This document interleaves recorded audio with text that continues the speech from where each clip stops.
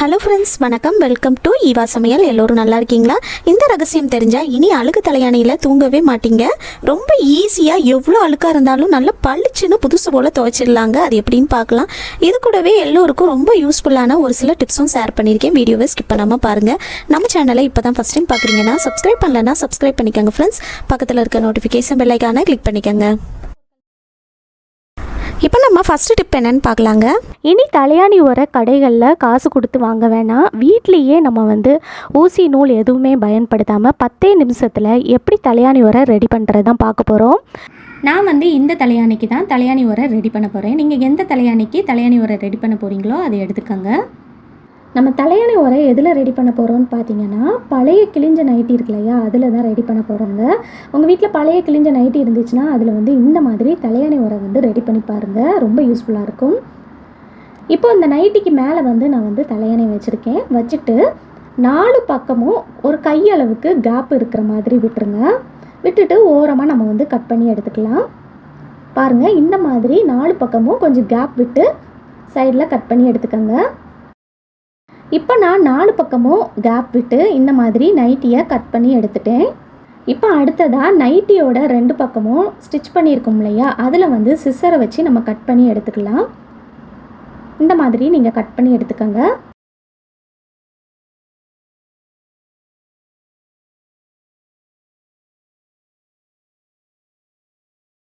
நான் 2 பக்கமும் சிசரை வச்சு கட் பண்ணி எடுத்துட்டேன். இப்போ பாருங்கள், நமக்கு ஒரே சைஸில் 2 துணி கிடச்சிருக்கு.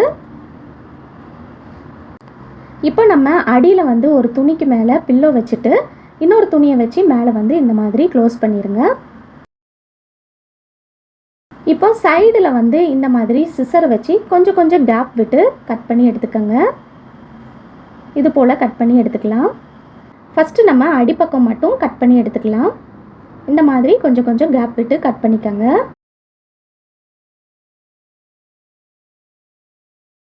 இந்த மாதிரி நீங்கள் கட் பண்ணி விட்டதுக்கப்புறமா மேலே இருக்கிற துணியும் கீழே இருக்கிற துணியும் சேர்த்து இந்த மாதிரி நல்லா டைட்டாக முடிச்சு போட்டுக்கோங்க. நான் 2 முடிச்சு போட்டிருக்கேன். இது போல் நல்லா டைட்டாக கட்டிடுங்க.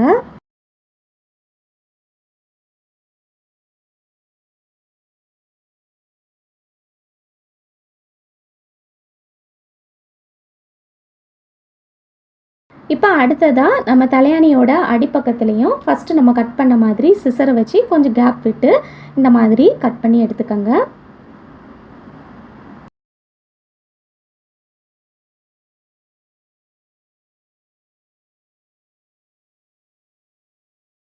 கட் பண்ணி விட்டதுக்கப்புறமா மேலே இருக்கிற துணியும் கீழே இருக்கிற துணியும் சேர்த்து இந்த மாதிரி நல்லா டைட்டாக 2 முடிச்சு போட்டு விட்டுக்கலாம்.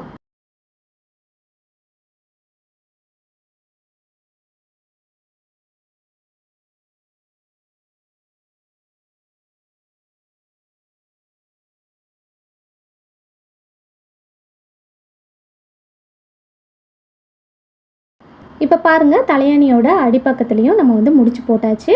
இப்போ அடுத்ததாக இன்னொரு சைட்லேயும் நம்ம இந்த மாதிரி கொஞ்சம் ஸ்பேஸ் விட்டு சிசரை வச்சு கட் பண்ணிக்கலாம்.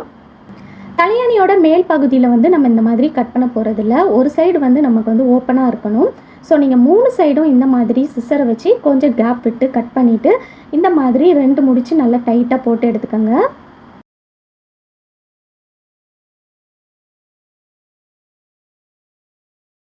இப்போ பாருங்கள், தலையாணியோட 3 சைட்லேயும் நான் கட் பண்ணி நல்லா முடிச்சு போட்டு எடுத்துட்டேன்.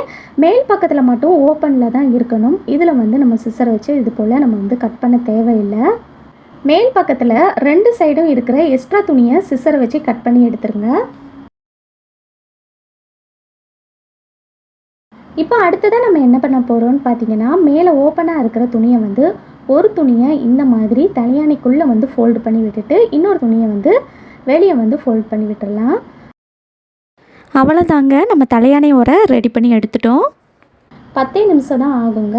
ரொம்ப ஈஸியாக நம்ம டக்குன்னு ரெடி பண்ணிடலாம்.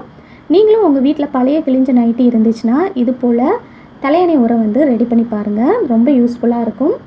இந்த தலையாணி உரை அழுக்காயிருச்சு அப்படின்னா நம்ம கடைகளில் வாங்கக்கூடிய தலையாணி உரை மாதிரி தான் நம்ம கலத்தி துவைச்சி நம்ம அகெயின் இந்த மாதிரி தலையாணி உரை போட்டு யூஸ் பண்ணிக்கலாம்.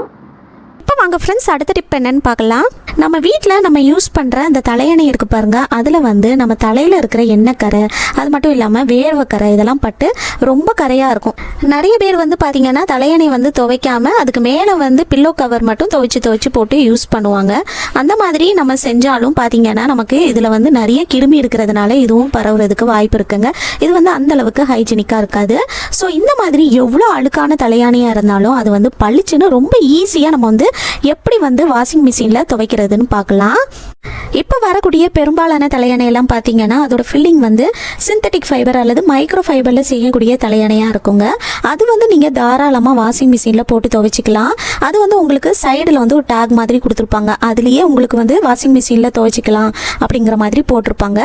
அதை நீங்கள் தாராளமாக வாஷிங் மிஷினில் போட்டு துவைச்சிக்கலாங்க. அதே இது பார்த்தீங்கன்னா பியோர் காட்டனில் வந்து செய்யக்கூடியது, அதாவது பருத்தி அல்லது இலவம் பஞ்சில் செய்யக்கூடிய தலையணை இருக்குது பாருங்க, அதை வந்து நீங்கள் வந்து வாஷிங் மிஷினில் போடக்கூடாதுங்க. அதை போட்டோம் அப்படின்னா உள்ளுக்குள்ளே இருக்கிறது வந்து ஒன்றோடு ஒன்று சேர்த்துக்கும், சரியாக ட்ரை ஆகாது. ஸோ அதை நீங்கள் வாஷிங் மிஷினில் போட முடியாது. நம்ம வீட்டில் இருக்கிறது சிந்தட்டிக் ஃபைபரில் உள்ளது தான். ஸோ அதை வந்து நம்ம வாஷிங் மிஷினில் எப்படி துவைக்கிறதுன்னு பார்க்கலாம். நம்ம வீட்டில் யூஸ் பண்ணுற வாஷிங் மிஷின் பார்த்தீங்கன்னா பேனசோனிக் 6.5 கிலோங்க. இதில் வந்து 2 தலையணை வந்து மேக்ஸிமம் நம்ம போட்டு துவைச்சிக்கலாம். உங்கள் வீட்டில் வந்து 9 கிலோவுக்கு மேலே வாஷிங் மிஷின் வந்து இருக்குது அப்படின்னா அதில் வந்து நீங்கள் 3லேருந்து 4 கிலோ கூட போட்டுக்கலாங்க. எத்தனை முடியுமோ நீங்கள் வந்து யூஸ் பண்ணிக்கலாம். நான் வந்து 2 பில்லோ வந்து சேர்த்துருக்கேன். அழுக்கான தலையணை வந்து உள்ளே சேர்த்தாச்சு. அடுத்ததாக இதில் வந்து நம்ம துணி துவைக்கிறதுக்கு யூஸ் பண்ணுற லிக்யூட் இருக்கு இல்லையா, அதை வந்து எடுத்து சேர்த்துக்கலாங்க. உங்கள் வீட்டில் துணி துவைக்கிறதுக்கு லிக்யூடுக்கு பதிலாக பவுடர் யூஸ் பண்ணுறீங்க அப்படின்னா நீங்கள் வந்து பவுடர் கூட சேர்த்துக்கலாம். துணி துவைக்கிற லிக்யூட் வந்து யூஸ் பண்ணுறீங்க அப்படின்னா 1 மூடி அளவுக்கு சேர்த்துக்கலாங்க. 2 தலையணைக்கு 1 மூடி அளவுக்கு சேர்த்திங்கனாலே கரெக்டாக இருக்கும். இப்போது அடுத்ததாக இதில் நம்ம என்ன சேர்க்க போகிறோம்னு பார்த்தீங்கன்னா பேக்கிங் சோடா, அதாவது சமையலுக்கு பயன்படுத்துகிற ஆப்ப சோடா இருக்கு இல்லையா, அதுதாங்க. இதில் வந்து நம்ம கொஞ்சமாக சேர்த்துக்கலாம். இந்த ஆப்ப சோடா வந்து பார்த்தீங்கன்னா நல்ல ஒரு கிருமி நாசினிங்க. இந்த தலையணையில் இருக்கிற அந்த கிருமி எல்லாமே போயிடும். ஸோ நம்ம வந்து இந்த பேக்கிங் சோடா சேர்த்துக்கலாம். எல்லா கிருமியுமே அழிஞ்சிடுங்க. நமக்கு நல்லா சூப்பராக பளிச்சுன்னு க்ளீன் பண்ணி கொடுக்கும். இந்த மாதிரி கொஞ்சமாக சேர்த்துக்கோங்க. 1லேருந்து 2 ஸ்பூன் நீங்கள் வந்து தாராளமாக சேர்த்துக்கலாம்.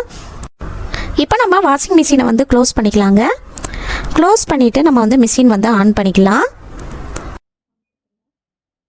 ஆன் பண்ணிவிட்டு அடுத்ததாக வாட்டர் லெவல் வந்து சூஸ் பண்ணிக்கலாங்க. நான் வந்து 41 லிட்டர் சூஸ் பண்ணியிருக்கேங்க.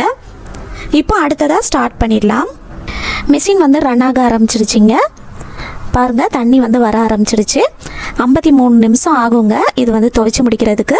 துவைச்சி முடிச்சதுக்கப்புறமா நான் வந்து எப்படி இருக்குன்னு காட்டுறேன். அவ்வளோதான் ஃப்ரெண்ட்ஸ், நம்ம வந்து தலையணை வந்து துவைச்சி எடுத்தாச்சு. பாருங்கள் எந்த அளவுக்கு நல்லா பளிச்சுன்னு துவைச்சி கொடுத்துருக்குன்னு. ரொம்ப ஈஸியாக நம்ம வந்து துவைச்சி எடுத்துடலாம். இந்த மாதிரி நீங்கள் உங்கள் வீட்டில் மாதத்துக்கு ஒரு தடவையாவது தலையணையை வந்து துவைச்சி காய போட்டு யூஸ் பண்ணுங்கள். நம்ம வந்து வாஷிங் மிஷின் வந்து ஃபுல்லி ஆட்டோமேட்டிக் வாஷிங் மிஷின் அப்படின்னா நமக்கே ட்ரை பண்ணி கொடுத்துருங்க. அந்த மாதிரி ட்ரை பண்ணி கொடுத்துருச்சுன்னா நம்ம வந்து ஒரு அரை நாள் மட்டும் வெயில் படுற மாதிரி காய போட்டோம் அப்படின்னாலே நல்லா காஞ்சிடுங்க. அதுக்கப்புறமா நம்ம எடுத்து யூஸ் பண்ணிக்கலாம். கண்டிப்பாக ட்ரை பண்ணி பாருங்கள். பாருங்கள் எந்த அளவுக்கு நம்மளோட தலையணையில் இருந்த அழுக்கு எல்லாமே நீங்கி நல்லா பளிச்சுன்னு புதுசு போல் துவைச்சி கொடுத்துருக்குன்னு. நீங்களே இது போல் கண்டிப்பாக ட்ரை பண்ணி பாருங்கள். ஓகே ஃப்ரெண்ட்ஸ், இந்த வீடியோ உங்களுக்கு ரொம்பவே யூஸ்ஃபுல்லாக இருந்திருக்கும்னு நினைக்கிறேன். இந்த வீடியோ முழுசாக பொறுமையாக பார்த்ததுக்கு ரொம்ப நன்றி ஃப்ரெண்ட்ஸ். பிடிச்சிருந்துச்சுன்னா லைக் பண்ணிக்கோங்க.